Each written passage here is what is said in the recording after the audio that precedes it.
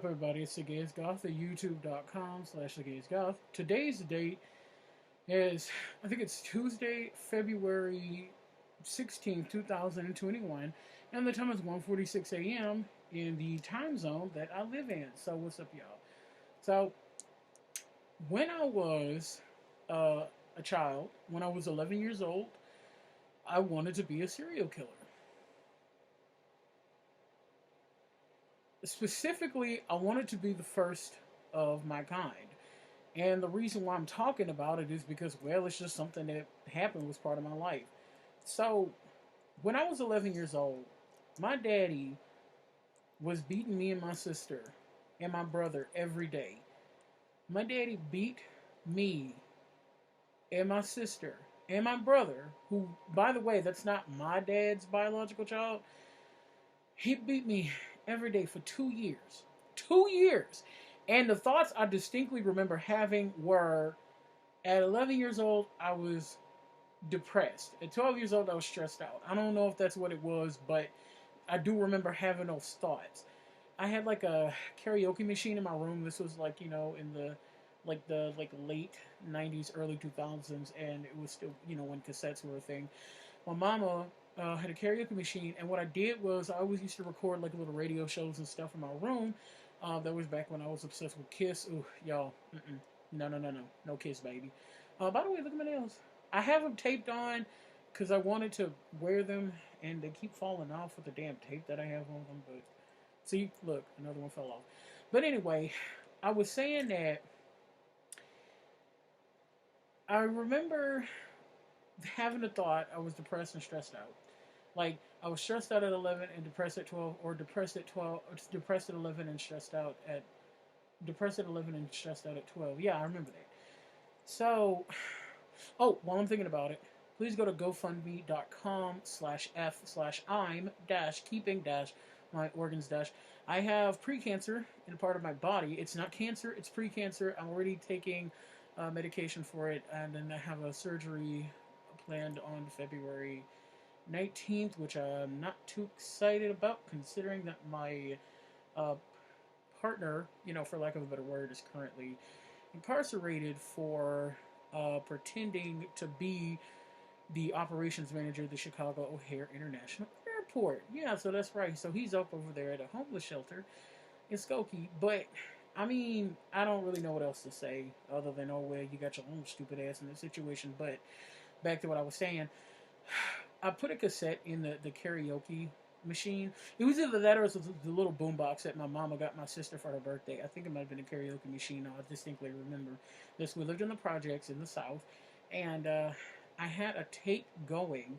Like, I set up a tape just to record all of the abuse, because even when I was 11, I knew something was wrong. Like, I was crying all the time. My daddy would beat us all the day, all night, mercilessly, for absolutely nothing. Although later, I grew up and I realized that my mama let my daddy stay, even if it meant for my daddy, my biological father, Freeman Zeffrino Faulkner, that's my dad, he was allowed to beat us. If my daddy being able to beat, and I'm talking about beat, like y'all beatings, like with a belt. This nigga would wear his belt around his neck. It had broken, and he clipped like together, like it had broken in the back, and he put it on the buckle. He went around his neck. He named his belt Sin Q. Y'all, my mama would go to work. Again, I was 11, but my sister was 9, and in the early part of the year, she was 8 because her birthday's on July 4th, and then that means my brother was 12. It depended too, because he could have been 10. Because his birthday, well, no, if I was 11, he was 13. He was 12 or 13, because my brother's birthday is in April.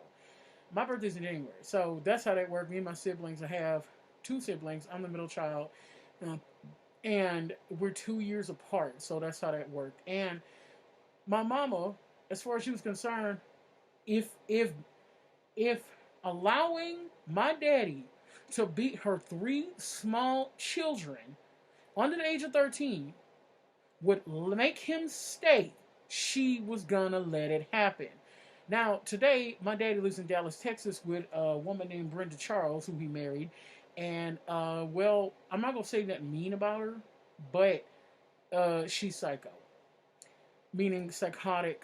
My half brother Michael would tell me about how his mother would destroy, like, tear up schoolwork and stuff that she didn't agree with. My mom also told me that one time Brenda walked into a church, Catholic church. Not that it fucking matters what kind of Catholic church, but she had on some lingerie. My daddy is attracted to women who are mentally ill, and women that he can take control of, and he could feel like he's in control. My mama, as fucked up as she is, yeah, my mother's mentally ill, but the bitch is not fucking stupid. My mama knew exactly what the fuck she was doing. Um, she was not one of those women that was gonna let somebody tell her what to do. Now, today my mama is missing a leg, and I'm gonna tell y'all, I could not be any happier that she was missing a leg, because it's like, bitch, my mama tried to force me to commit disability fraud, saying that I had a learning disability.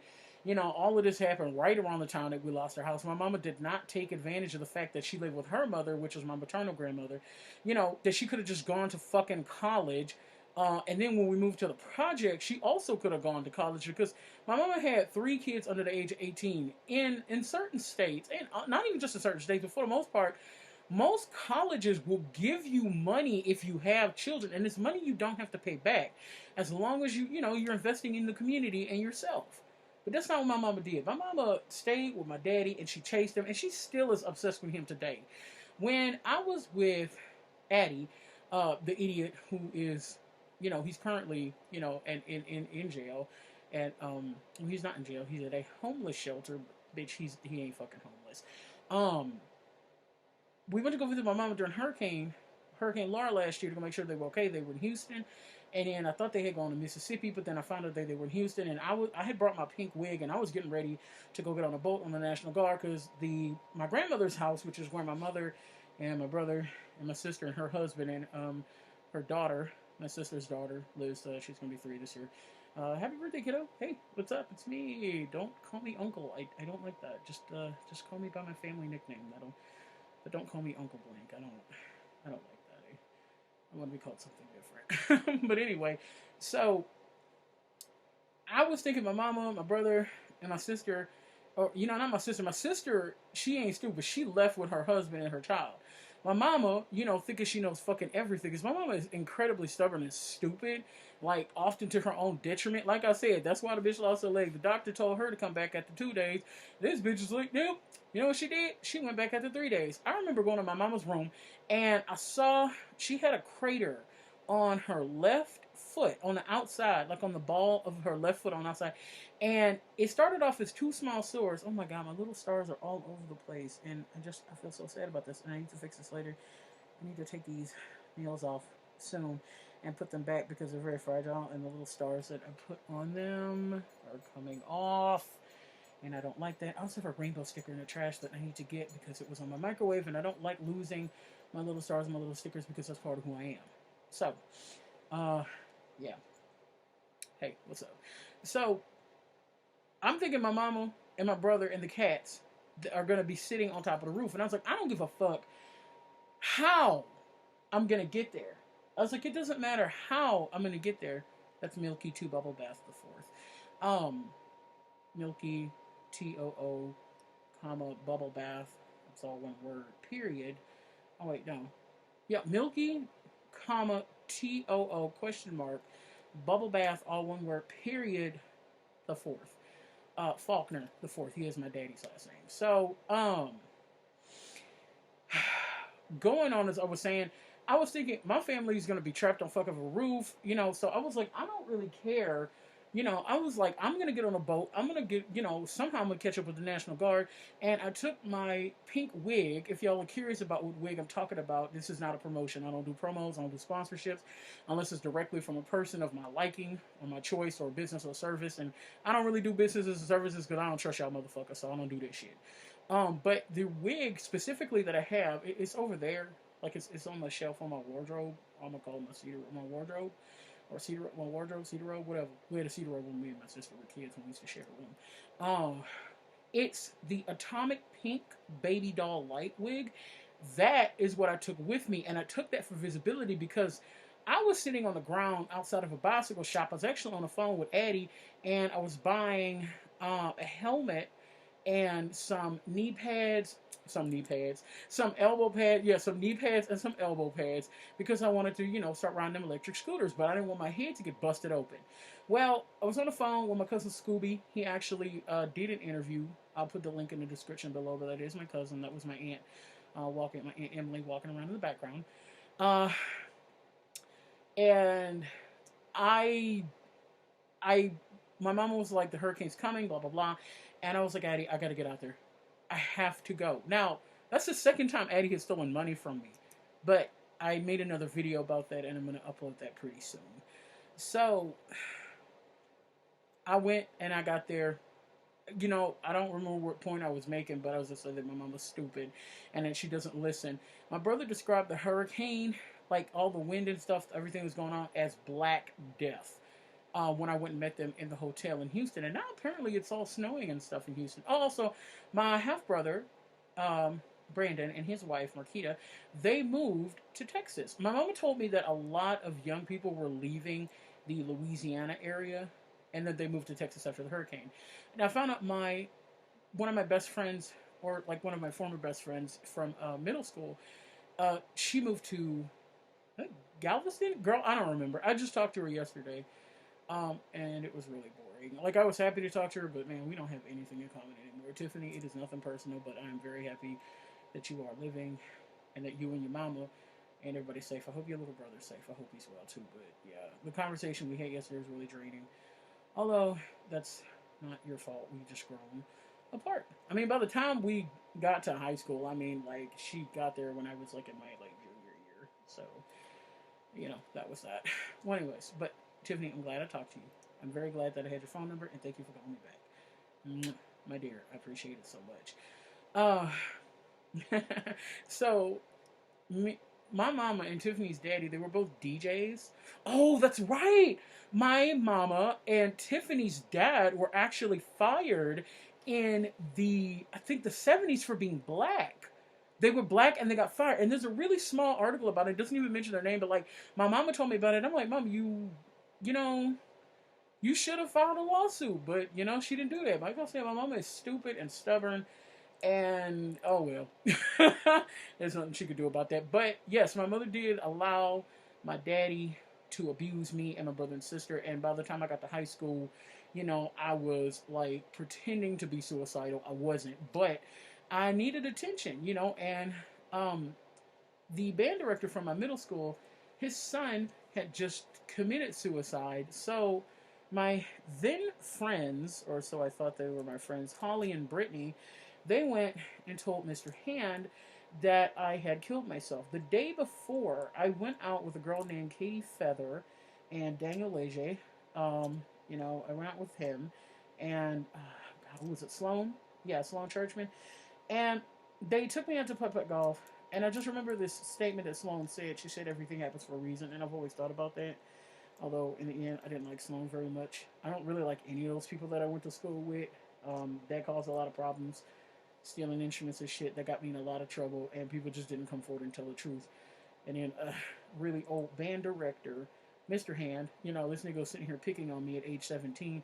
60-something-year-old man sitting there picking on a fucking 17-year-old or 16-year-old. Like, obviously, I'm struggling, but instead of him doing something, he decided to pick on me. Although later, I found out that his wife divorced him because he's a fucking alcoholic, and she took her 2 children that they had adopted from China. So, fuck you, Mr. Hand. I'm glad that happened. I heard that you went to China. Now, I don't know if that's true, but if you did, and this bitch divorced you, I know that happened, Dr. Hand divorced you. Oh, honey, I'm so glad. By the way, Joanne, the one who used to be my vocal teacher at that church, the Methodist church, she told me that you weren't Alcoholics Anonymous. So, yeah, well, fuck you, Stephen Hand. I cannot, I'm not gonna lie, I can't say that I'm, like, I'm so happy that your wife divorced your ass and that you were a disgusting piece of shit who sat there and picked on children when you clearly saw that I was struggling. Matter of fact, like I said, Brittany and Holly went and told Mr. Hand that I might have killed myself, and he went to the office and told them. So, Beth Frazier, who was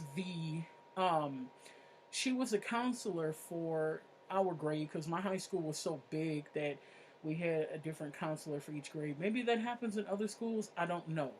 Or maybe there's just one guidance counselor for like the whole school. But my school was so big that we had about 3,000 students in my school, so my school was pretty big. So we had like an assistant principal for each grade, and then we had like a counselor for each grade. Well, anyways, Beth Frazier called the police. My mama had fucking didn't let me go to school that morning because I didn't wash the dishes. So my friends thought I fucking killed myself, and it's fucked up because I wound up getting a social worker named Shira. You know, one day my daddy had beat me and my sister so bad that we ran off to the women's shelter, which was behind the house, and they had accepted me even though like I was a male, but they accepted me because I was underage at the time. I was 16, and my dad was just beating me and my sister on fucking what is it on Christmas Eve, and he wouldn't stop, and he was getting angry and upset and jealous that the like. You know, my cousin Marika came and brought us presents, and my cousin Connie came and brought us presents, because, you know, they always did that. My daddy had dragged us off one time to Port Arthur, Texas, you know, because that's what narcissists do. They like to separate, you know, their victims from their families. But my Aunt Susan, my cousin Cesara, they would come and see about us anyway, which is something I really appreciated. At the time, Mr. Faulkner, again, that's not my name. My name isn't Faulkner. My name is something else completely different. Um, and although I will tell you, my mama falsified my birth certificate. I found that shit out too. Like I said, I grew up with a whole bunch of abuse. Um, so my mama called Mr. Faulkner, who was living in Beaumont, Texas at the time, and he drove us back to my grandmother's house. And my mama told me my grandmother was crying. Yeah, hold on. Okay, I just had to pause it because after a few minutes, this the video camera it literally will freeze on my computer. So this is part two of me having wanted to be a serial killer when I was 11 years old, when I was a child. Where would I leave off at? Oh, Mr. Faulkner came from Beaumont, Texas, picked all of us up. He packed us up in his van. I remember I peed on myself because I needed to go to the bathroom, but you know, my mama was never good at really caring that I needed to go to the bathroom and shit like that. Like, she just didn't care. My mom really didn't give a fuck about that as long as it was about her. You see, my mother doesn't love her children. She loves what she can get from her children. And when she realized that that wasn't gonna fucking happen with me, because your children are not your children. They come through you, but they your thoughts are not their thoughts. They have their own thoughts. And at the end of the day, I don't belong to you. Mama, I belong to God. You know, I belong to Jesus Christ. I'm just, you know, you were just a vessel. But my mom, like I said, today she still doesn't do a good job. When my sister had just had her baby, my mama used to leave the fucking baby in the room with the fucking cat. So my mama would go sit outside under the carport like a fucking idiot and leave this little tiny baby, little. My niece was about this big, and she would just leave her laying on the bed with the cats. So I called CPS plenty of times, and they took a long time to show up, and a lot of shit could have happened. Also, before my mama's friend Deborah Kay died, which Addie and I actually drove down there to go see Deborah Kay. It was about a week after we had moved in here. Although the deal was not, well, I'm not going to say anything about that, but he moved in here, and then he said, would you like to fly or would you like to drive? And I said, I would like to drive. Hi, baby. My little boy. I said, I'd like to drive because we would get to see everything. So we were gone for almost 3 weeks after we first moved into this house. Um, by the way, I'm doing another fundraiser. I need to pay for the bar exam, which is February 23rd to February 24th, 2021, and that's over in California, but I'm assuming it's online. So the whole test is going to cost me about $1,000. So if anybody wants to give me $1,000 to pay for that test, please email me at kaorukitsune@protonmail.ch. That's KAORUKITXYN as a nice E at PROTON as a nice M as in money AIL.ch. That's cat house. So yeah, please do that. Also, cancer treatment, surgery. I think I'm going to start another GoFundMe separate from the current one, or maybe I'm going to do two. I also want to buy this house. I'm dealing with a lot of bullshit because of my, you know, partner having done dumb things and, you know, being just selfish in general. You know, knowing full well that, you know, I've had a very bad life, but you know, I went forward. It's like, nigga, your daddy might have like verbally abused you, and I understand that, but my daddy beat the shit out of me and my brother and sister for many years. And honey, I'm just not going around stealing airplane passes and pretending that, you know, I work at this airport because I want to avoid going back to Salt Lake City, you know, because I scam people and I don't want to deal with or face the consequences of that, which you're going to do anyways. That's why your ass is locked up in jail. But it's stuff like this, you know, people like Addie, you know, who have contributed to my life being difficult. But, you know, again, just like that, but imagine like if I was a kid, it was my daddy doing this bullshit. So, very specifically, I wanted to be the first blank serial killer. This is where my mind was when I was 11. My plan specifically was I wanted to cut people, like cut their cut their stomach open, cut their hair off of their head, stuff it into their stomach, and then take a shit on that.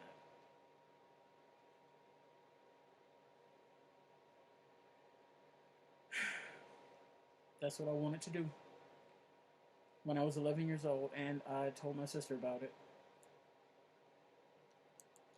because you know that's what happens when you're 11 and 12. Your psyche is really, you know, my psyche was really fragile then. Fortunately, that's something I grew out of. God had other plans for me, you know, but at the time when you have a mother, you know, who doesn't care about you. My mama starved me and my brother and sister 1 year for a whole summer. It was when I was around 14 years old. We had no food. My mom was working at the nursing home, and she just stopped bringing food home to us. And there's a gap in our food stamp history where, if you look at it, like legally, because I do plan on taking legal action against my mother for behaving that way, you know, intentionally destroying my life, you know, running after some dude mama who's made it fucking clear that doesn't fucking want you. Like, yo, every dude that my mama has ever been in a relationship with, they have always gone off and married somebody else. My mama will fuck some dude. Oh, she's had sex with my dad after he was married, and I was like, I don't like that. Oh, my nasty ass ain't Caesar. She did that shit too.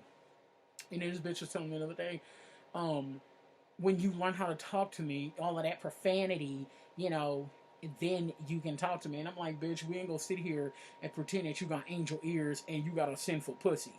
Because I remember when Mr. Harris used to come to our house, St. Caesar, and my mama told me that his sons followed him, and that was the end of the affair. But yeah, I remember Mr. Harris real well. So you and my mama are just from the same fucking book, bitch. I can safely tell you, gay, straight, or not, honey, I have never slept with a married man. I'm trying to think. I think I did have sex with a married man one time, but that was at like a BDSM party, and I mean that was obviously consensual. All I'm gonna tell you, that nigga breath was funky. So Edward Fish, if you look at me, nigga, you need to do something about that motherfucking halitosis you got going on up in your mouth. Oh, that's right. I forgot. Your wife divorced your ass because y'all motherfuckers didn't match together. Ew, it would be like Sean Stefanos. No, no, you don't want to be like Sean Stefanos. You know, so and that's part of the BDS scene in San Francisco. No, you don't want to be like Sean Stefanos. Okay, uh, those two are dysfunctional as hell. Okay, that's why I live behind all the BDSM shit in San Francisco because it's like this is too much. It's like Hollywood.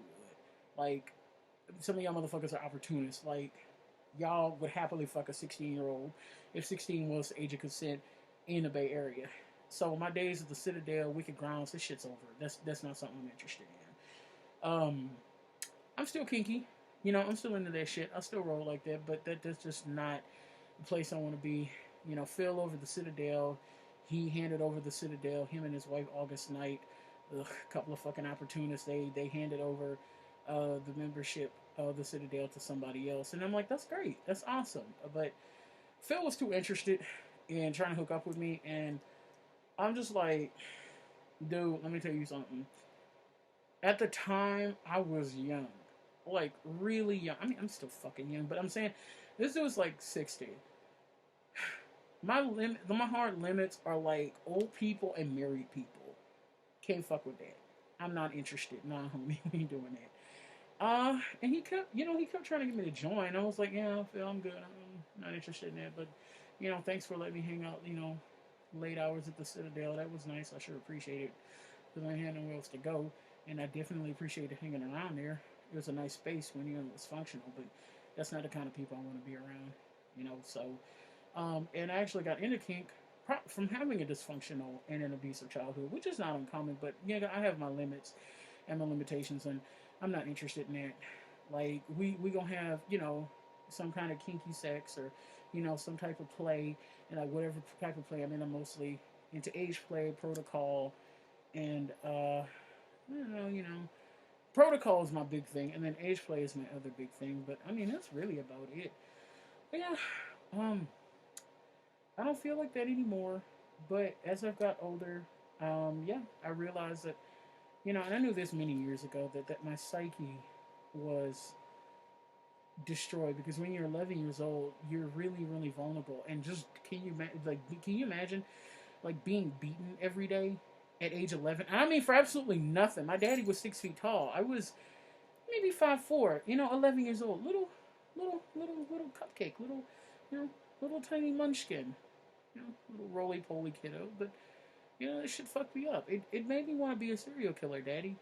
And Mom, that too. But that didn't happen. And the reason why I'm making this video is because I just wanted to put, I just wanted to talk about it. That's all. I mean, there's another video I wanted to release, but I'm not gonna do that yet. But that's something I just wanted to share. That if that's how you're feeling right now, like if you're 11 years old, your parents are doing this, I just want to let you know that's normal, but don't act on it, because, like I said, for me, I just happen to grow out of it. It's something that particular time it passed me, and I didn't act on it, but it was something that was on my mind, and it's something that just occurred naturally as a response for being beaten. Don't chew on my nails. Stop. Chew on my nails. And it's something that I wanted to do.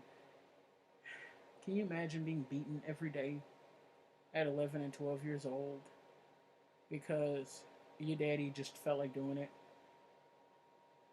And then when I talked to my younger brother Michael, he said, "What? No, that didn't happen." I'm like, Michael, you could literally go look up his fucking police records. He got arrested for that shit, and he came back on Christmas Day. And my sister told me it was a white police officer with blonde hair, a lady, and she said she looked tired. My daddy had to come in the house, and he had to come and get his stuff. And I could hear him rustling around, but I didn't want to see him. And again, just like looking back at that, my mom was like, "I told y'all daddy stop beating y'all like that." And I'm like, "Mama, why the fuck didn't you just get rid of him? That doesn't make any fucking sense. Why did you just get rid of him? Why did you let him do that? Like, I would never, bitch. If somebody laid their fucking hands on my kids, bitch, I ain't calling the police. I'm just gonna flat out kill you. Like, cause we not gonna do that. Like, bitch, when I'm done with you, if your ass is even alive at that point, you're gonna be begging for the police. But like I said, I ain't playing this shit. If anybody puts their hands on my fucking kid, on my son or my daughter or any of my children, nigga, you dead. That's it. There ain't no contest about it, because you're not about to turn my kid into the next Jeffrey Dahmer, thinking that you so motherfucking special that I'm about to keep your ass around because, oh my God, I can't find nobody else now, bitch. My children matter more than you do. I don't have any kids right now, but that's something that I learned when I was younger. Like, watching my parents be the fucked up, disgusting pieces of shit that they are, it's taught me how to be a better parent, or rather, it's taught me what not to do as a parent. So, if it's really difficult to talk about this because I don't like YouTube anymore, I watch a lot of videos, but like the Try Guys, Danny Gonzalez, Curtis Connor, what's her name, Kendall Ray. I don't like none of them people because y'all are full of shit. Y'all sugarcoat crap. Some of y'all are too goddamn privileged. Like, listening to Ned, a white person who is just very privileged and is actually in a position in his life where he can have 2 children. I don't have any kids right now because my life has been fucked up. And at this point in my life, I'm not ready to have children. Y'all, my partner was Addie. He was supposed to pay for my health insurance. Oh, by the way, if somebody else wants to do that too, please. I've had to overdraft with my financial institution, and I'm just out of options doing it. So there's another GoFundMe set up for that, or if somebody wants to do it directly, I would really appreciate it. My health insurance is about $600 a month.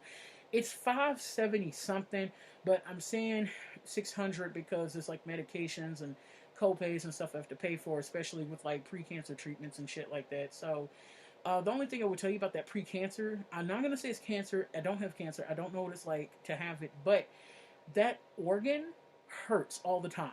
All the fucking time. It hurts. And when I eat sugar, which is hardly ever these days, my A1C, I have type 2 diabetes. It used to be 13 point like 2, and now it's gone down to like 9.6. But tonight I really wanted some sugar and I let myself have it. But y'all, I'm in pretty bad shape right now. Like I don't have enough energy really to do anything but this, dealing with, my partner, or, that idiot, or former partner, whatever, I'm not going to go into the details of my relationship until it's time to go in the details of it. I already did a story with ABC about it, and they were like, "Oh, we're not going to air it because we didn't think it was fair because we thought that we would have Addie's side." I'm like, "Yeah, no, no, no, no, no, no, no. Can we have his phone number? No, no, no.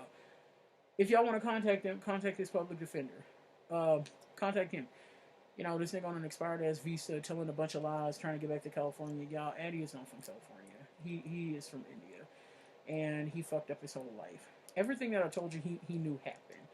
I don't think I told him about wanting to be a serial killer, not because I didn't want to, but at the time it just didn't come to my mind. But that is something that I have been thinking about for the last couple of days. So if you are dealing with that, I mean, if y'all have to, if you really do have to preserve your life, please leave. There is a youth shelter in San Francisco called Larkin Street Youth Services, and that's for youth ages 18 to 24, and I think 25 now. I'm not sure. Somebody told me that in 2017.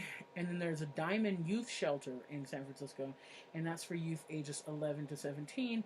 And when you get to that youth shelter, you they call your parents to let them know that you're there, but there's laws that protect you. Your parents can't come and get you. It doesn't matter even if it's in the police that they're not going to turn you over. Larkin Street is a questionable program in itself, but it's better sometimes to be there than with your family that's trying to molest you or kill you or abuse you. Because when I used to live in another youth program called Guerrero House, I had another roommate. I'm not going to say their name or their gender, but they watched their father be burned alive. So, you know, those are the kinds of people I've known. And then there was another one of the youth whom I don't know who it is, and the staff wouldn't tell us that they set themselves on fire and that they jumped out of a window. And, but the Larkin Street, they failed to do that too. But another reason I'm mentioning it is because there's good people at Larkin Street Youth Services too. I mean, it's disorganized as fuck, and a lot of people left and quit, both staff member and youth, and a lot of us wound up being houseless again, without the help of somebody. But it might be better to go there because, like I said, there are good people at Larkin Street Youth Services. Justin, I loved you. Joey, you were fantastic. Um, my GED math tutor, John, he was awesome. I mean, that's really about it. The rest of y'all can go fuck yourselves. But those, and I was really happy to see Joey again. I think it was the year before last at UCLA. I've never been a student in UCLA. I've only visited UCLA, and I visited Stanford. Y'all, I would never go to Stanford. Oh my god! I went there to go visit. I went there, and everybody wanted to fucking commit suicide. All they do is drink to the point of like excess, and everybody's fucking depressed. Like, bitch, that's it. I would never go to Stanford or one of them Ivy League schools. I'm good. The only school I wanted to go to many, many years ago when I was at the Larkin Street Youth Shelter was Princeton. If you want to see me doing some stand-up comedy, go check out the Talent Night. It was January 27th, 20... God damn it, I don't remember what year it was. This like 20... 2016, something like that. I don't know. I had on a yellow cap, and I was doing stand-up comedy. I had on a plaid shirt and a Mozilla Firefox shirt, and I had on some long black goth arm gloves with like black ribbons dangling from it. So yeah. Oh, and the little potato who was playing the piano and singing and had hair, like kind of purple hair, that was my girlfriend at the time. I'm not gonna say their name, but I did love them at the time, and I do still think about them a lot. Not interested in a relationship, but anymore. We were in two different places, but they had a pretty traumatic past as well. But I'm not gonna say what it is because they have a right to that privacy. Also, there was another youth talent night where there was me playing the piano. Um, that's on the Larkin Street channel, Larkin Street Youth Services. I had red and black hair at the time, so yeah, that's two youth talent nights that I was in, and I was much, much, much, much younger than I am now. But yeah, it was fun. I enjoyed that. I liked a lot of the people there. After a while, I don't want to talk to them today, but I do think about them because they were the closest thing I'd ever had to a family. So yeah, that's my story of having wanted to be a serial killer when I was 11 years old because I was being beaten every day. And I wish that that's something that did not happen. But I'm allowed to tell the story, and I would like it if y'all would share your stories too. It's okay to talk about this kind of stuff. You know, as long as you're safe, as long as your family's not going to try to lock you up or anything. Today, I am a big supporter of mental health services. I always have been, though. And I'm looking for a new therapist. But yeah, uh, please help me pay for my bills. I'd really appreciate it. Also, I need a really good personal injury attorney. So if you are in Salt Lake City or Utah, please reach out to me. I appreciate it. And then also just, I really need somebody to pay for my bar exam that's going to be happening on February 23rd to the 24th. Because the next test is in July, and I don't want to wait until fucking July. So thank you to the financial institution who's been very kind to me to let me overdraft and is giving me extensions. I appreciate it. Today is the deadline, so I'm going to have to call and talk to them. But Amy, thank you very much. That's something I appreciate. And also, Jane, thank you for buying me the groceries. Jane was the um, assistant to my new optometrist. Oh, also, I have to pay for my glasses and my contact lens exam. Oh, yeah, I got some trial contact lenses that I haven't really had a chance to try on because a whole bunch of bullshit has just been going on in my fucking life. And y'all, I am one person. I can only handle so much. Oh my god, like y'all, I do not support Hollywood and that nightmare of all that pedophilia and Dan Schneider and all of that fucking bullshit and all the other Harvey Weinstein and shit. But y'all, I can tell you right now, 2 weeks with this bullshit with Eddie being, fucking incarcerated with an electronic ankle monitor and all of this bullshit, and then dealing with this insane property manager and the crazy people who live downstairs, you know, um, I can see why these people in Hollywood take drugs. Like at one point, I was emailing hella like other YouTubers to be like, "Yo, I need a publicist," and they didn't respond. I don't really give a fuck. It doesn't matter, but I put it out there. But yeah, like I'm gonna be critical if I need to be. Oh, there's one other thing. God damn it! You know what? I meant to turn this on. This is something I always wanted to do when I would do videos. I always wanted to have. Okay, let me turn this other way. I always wanted to have bubbles in my videos, and I forgot to do that. I was so busy telling the story, I legitimately forgot to turn on my bubble machine. And I bought this light while I was houseless in Orange County, California. And that was to do YouTube videos with while I was houseless. But thank y'all for listening. Please go to my GoFundMe. It was GoFundMe.com/F/ like F is in fun. That's the fuck!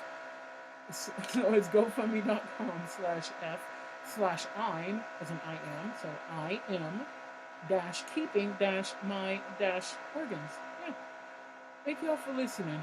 Please have a discussion about the abuse that y'all suffer below. And normally I don't tell people to be nice. comment section because I don't believe in that bullshit.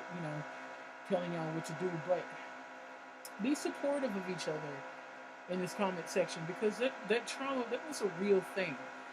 Being 11 years old and wanting to be a serial killer. Oh, and one final thing I'll leave y'all with is that I remember we used to get these little notes on our door when we lived in the projects, and one of them had a little picture. It was a little icon, probably like Microsoft Word, of a small grandfather clock, and it had Roman numerals on it, and it said time. And again, I was maybe 11 years old when I read it, and I said it. It said something. It said something like, it said,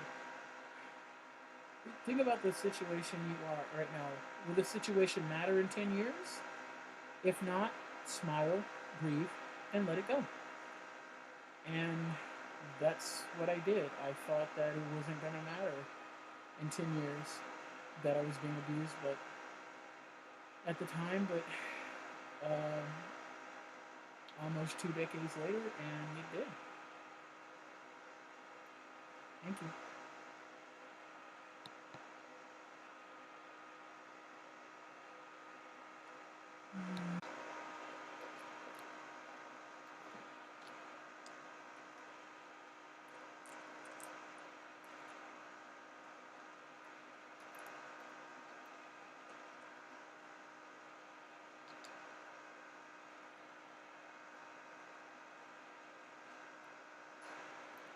Oh, and if YouTube wants to demonetize me for this shit, I really don't give a fuck.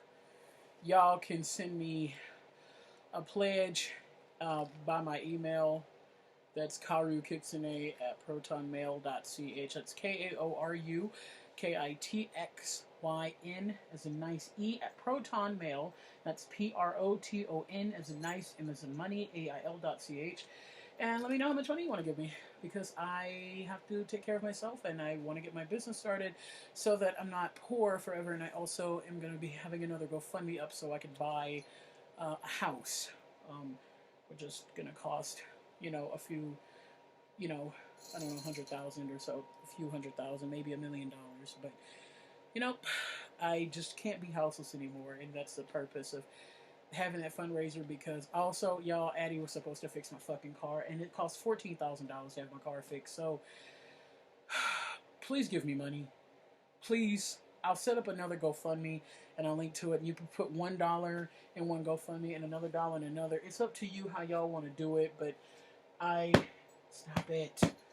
But I really do want to buy a house because I can't be houseless anymore.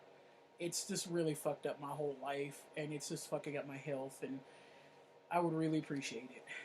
Thank you.